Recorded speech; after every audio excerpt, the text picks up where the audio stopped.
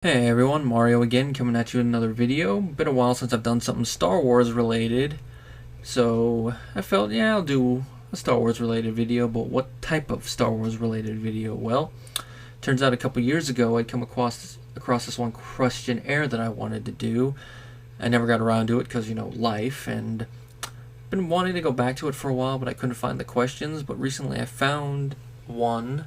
I'm not quite sure if it's the same one, but it has a lot of familiar looking questions on it, so here it goes. Mar answers the Star Wars questionnaire.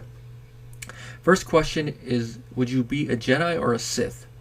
Now I answer Jedi, but there's a twist on this. I would not be a normal Jedi, I would be a gray Jedi. Now the reason I say that is that I wouldn't be a normal Jedi because I disagree with a lot of the dogma of the Jedi, especially from the Clone Wars era Jedi Order. I feel that the phrase that Ventress used to describe them in the micro-series, them being corrupt and arrogant, is fitting. I would also add that they're too set in their ways and that they'd have to change, but it probably the only way that they could change is eventually what happened is them getting destroyed and then another Jedi having to rebuild it, i.e. Luke. Of course, we have two different continuities to show how he did it, but, he rebuilt it and learned from the mistakes of the previous orders. Now, to add to that, I would not be a dark Jedi, and it's for the same reason that I would not be a Sith, is that I feel that, although I do agree with some of the Sith philosophies, and that is embracing the consequences from the start, whenever you do something like, let's say you have to kill someone using the Force, as you do it, you have to embrace the consequence of the action. Of course, I would approach that with the Jedi mindset, and that is using lethality as the last resort. Fully embracing the dark side of the Force and using it as your sole means, I don't agree with. Partially due to, the main reason would be dark side degradation, as I would want to avoid that. And for me, the Force is more about balancing the light and the dark.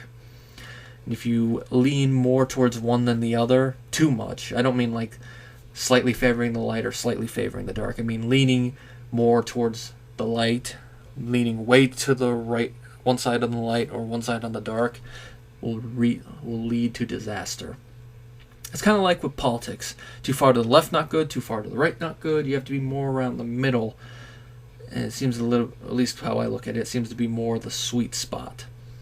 Now you could be more slightly on the dark side of the Force and use dark side abilities more, or slightly on the light side and not use those. But it's going to depend on the personal preference, I guess, what I'm trying to say. But that's just where I view the sweet spot to be, around there. Well, anyway, I got a little off track with that. With the dark side, as I said, it's mainly wanting to avoid dark side degradation and becoming too dependent on the dark side of the Force. I mean, you can use it, and it does make itself a great ally. I mean, like the dark side abilities, although you don't really have to be a dark side user to use them, as Kyle Katarn put it. The abilities themselves are neither good nor evil, it's how you use them. Like, it's fine to use Force Lightning to save someone's life, but if you use it to torture someone, that's kind of a little evil. Favorite worlds. Now this one was a little bit more difficult to answer, mainly because I don't remember the names of all the worlds off the top of my head. The ones I'm going to have to say would be Coruscant. I mean, how could you go wrong with a planet that is one big city? And of course, the layers that goes down into it. I don't know if a lot of the newer canon stuff has explored lower levels, but I remember some of the old EU materials. One of the books where the Solo twins ended up lost in the lower levels and they ran across some humans that lived down there. Of course, makes me wonder, did the Emperor know any of those people were down there? Of course, makes a great hiding spot for Jedi after the Purge. Of course, I have a feeling that would have been one of the spots that the Emperor would have sent some stormtrooper battalions too, but also makes you think they're building upwards and leaving the lower levels into decay. Like, wow. And they really are going to destroy that planet. And of course, it makes you wonder, how do they get oxygen? Are they supplying it with this stuff? I'm sure there's an explanation in the lore somewhere, but it's one of those things that makes you think.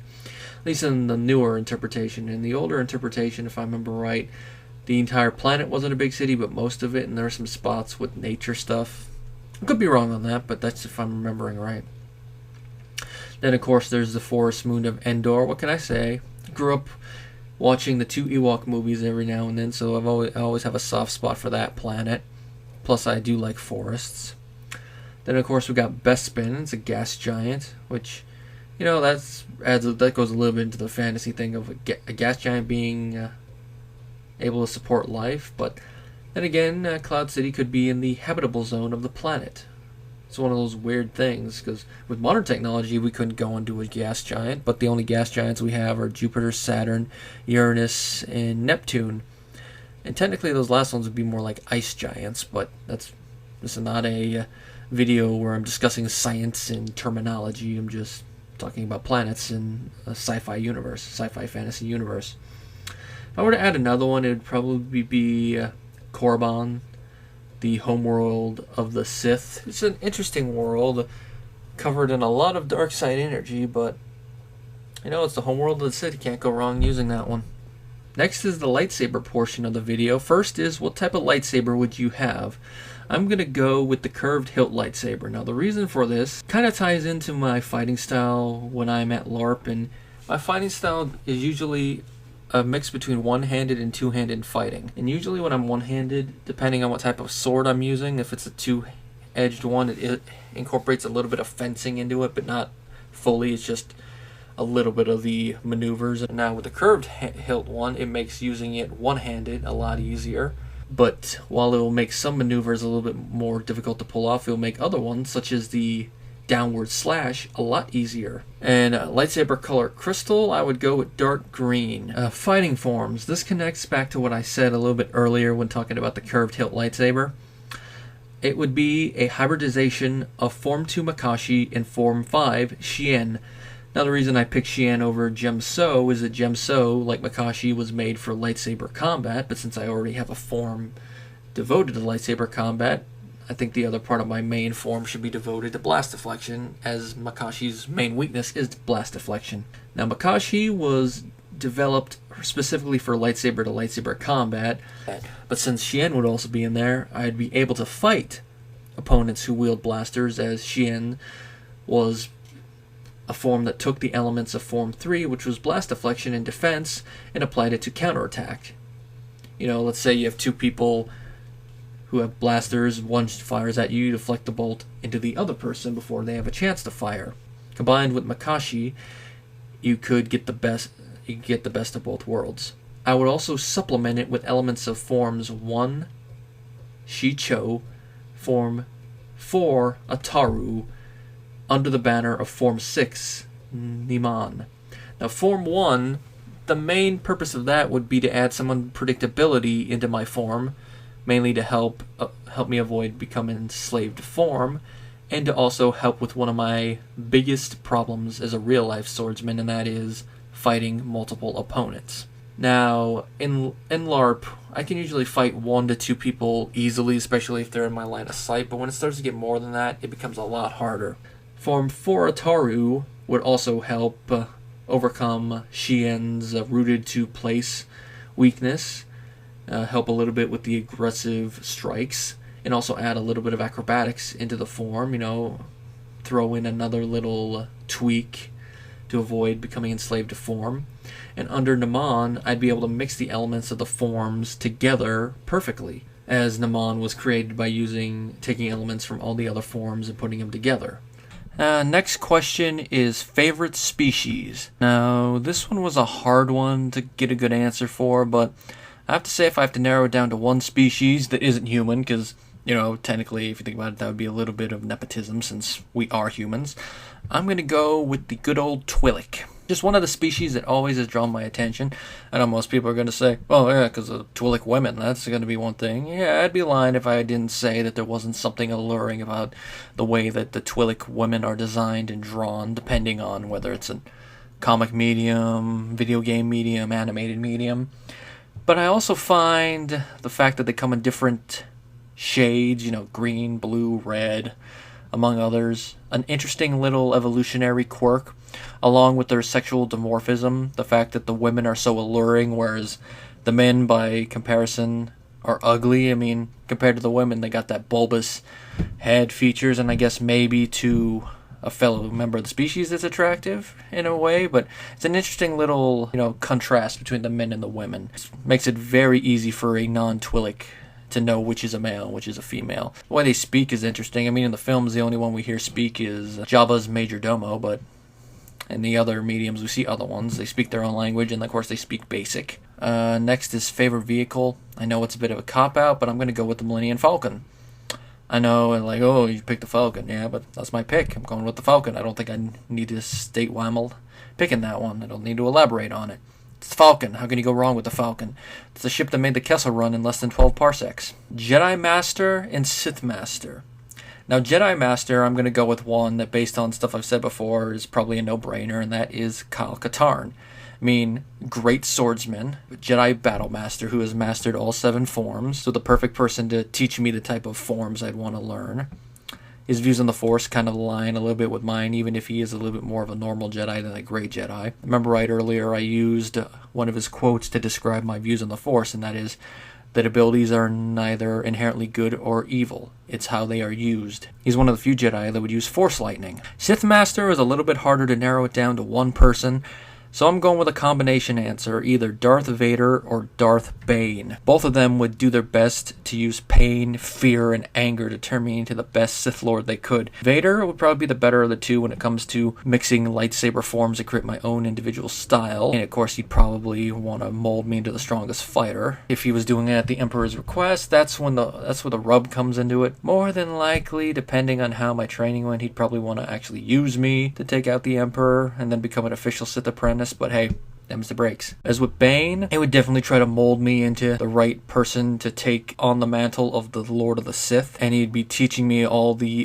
greatest dark side abilities he could, looking through obscure lore to try to find the darkest of the dark side. And next we get favorite film in the series and least favorite film in the series. Now I'm only going to be counting the 7 films that are live action that are released thus far in this, but my favorite film is The Empire Strikes Back, which I'm sure is a lot of people's favorite film. I know somewhere Randall Graves is going, blasphemy. I don't really think I need to go into detail about it. I mean, great film, character development's pretty good, the pacing and tone of the film are excellent, direction is excellent, and this is the film that most people show as an example of why Lucas, while he should have been involved with the storytelling, he should not have been involved in the directing. My least favorite is one he did direct, and that is Attack of the Clones. Not to say I hate it, it's just my least favorite of them, and that's mostly because of the love story. I mean, I don't mind it, but I buy the love story more in the expanded universe works and in the novelization more than I do in the film. Maybe also because in the novelization, you got that added little story mechanic of internal monologue, something that you don't have in film. That kind of helps a little bit.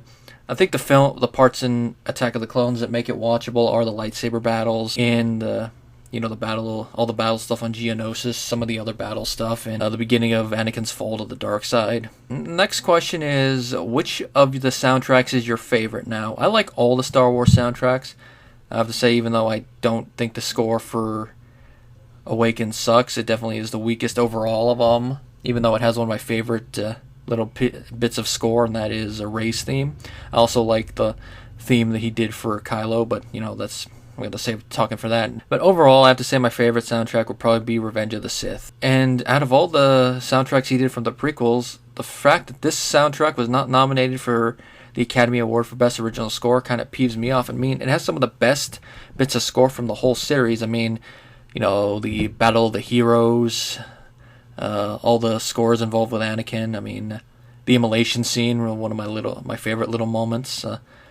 Anakin's betrayal, that score really sets the tone for the scene where all the Jedi begin to die, and it's really a tragic piece of music with a melancholy that permeates the whole scene that is played over. I mean, you don't even have to be watching the scene itself in order to get the emotion, and if it wasn't for that score, that scene probably wouldn't be as well constructed as it was. I mean, I can bash Lucas as a director, as a lot of people do, but when he does moments right, he does moments right.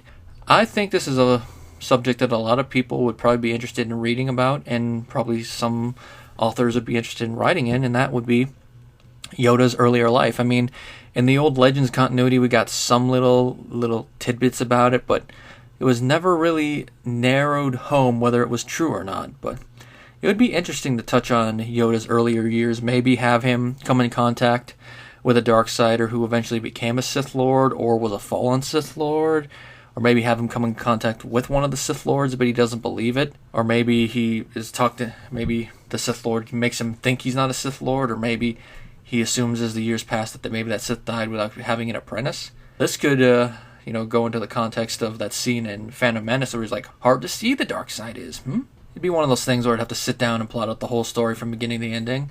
Of course, set within the new canon, I would take snippets of his life that have been mentioned from the old continuity, what little there is. Like, I might use his little aspects of his training, but I don't know if I'd use all of it and just steal it wholesale. But it'd be an interesting little project to do. The last two questions I'm going to go with are the best and worst things about the EU. That just shows how old this questionnaire is, because it refers to it as the EU, the expanded universe. Now, the best thing applies to both the old Legends EU and the new canon EU, and that is that the best of the EU expands the universe's lore and fills in gaps left by the films. Now, of course, with the new trilogy, this is something that the EU really needs to start addressing. Hopefully, before the next film comes out, more stuff will come out to address it, or even afterwards, some stuff will help supplement it. The worst thing, now this is going to be split up into two different things, because there's one regarding the old Legends continuity, and one regarding the new canon. In regards to Legends, the worst thing about the EU is stories conflicting with one another.